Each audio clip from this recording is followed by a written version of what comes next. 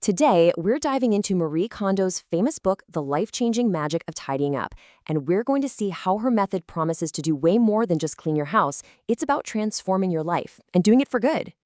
You know that feeling, right? You spend all weekend cleaning and organizing, and then, poof, a week later, the clutter is somehow back. It's just endless. But what if tidying wasn't a daily chore? What if it was something you only had to do one time? Okay, so let's get right into it.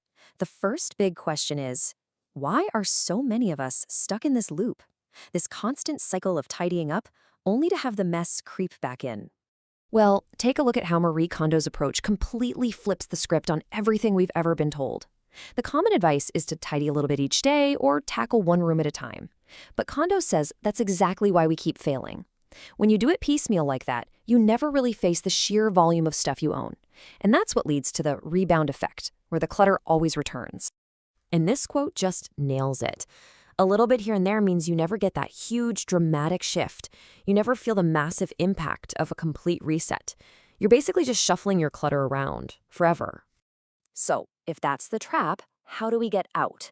The key is a totally new way of thinking. It's all about reframing what tidying even is.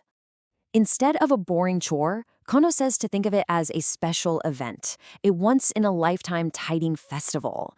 This is not about cleaning. This is about hitting a giant reset button on your entire lifestyle. You do it once, you do it right, and then you're done. And this whole big festival, it really just boils down to two simple things. First, you discard. You decide what you're going to get rid of. And then, only after that's totally finished, you figure out where to put the stuff that's left. Now, this is absolutely crucial. This is the golden rule. You have to fight the urge to start organizing or run out to buy new storage bins. If you start thinking about where things will go before you're done getting rid of stuff, the whole process just grinds to a halt. Discarding comes first, period. So that brings us to the most famous part of the KonMari Method, the single, almost magical question that helps you decide what stays and what goes. So what does it actually mean to spark joy? Well, it's not a logical thing.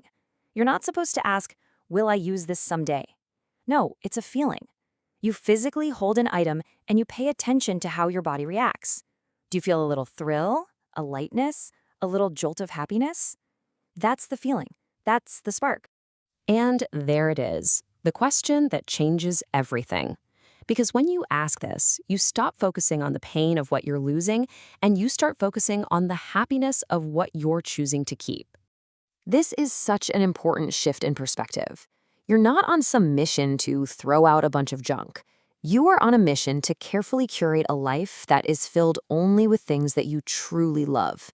You are actively choosing happiness. Okay, so we've got the mindset and we've got the magic question. So what's the actual battle plan? How do we put this all into action? According to Kondo, trying to tidy one room at a time is a fatal mistake. And why? Because we all do it. We have some books in the bedroom, some in the living room, maybe a hidden box in the basement.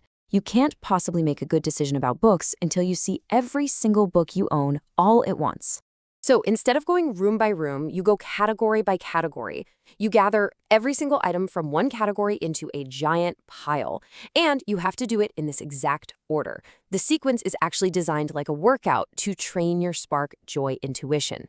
You start with clothes because for most of us, they're not deeply sentimental. It's easier to make decisions. So you're basically practicing. By the time you get to the really tough stuff at the end, like old photos and letters and mementos, your decision-making muscle is strong. You've gotten really good at knowing what sparks joy.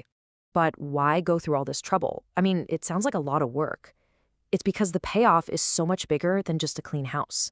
This is where the magic really happens. See, this whole process, it forces you to literally handle your past.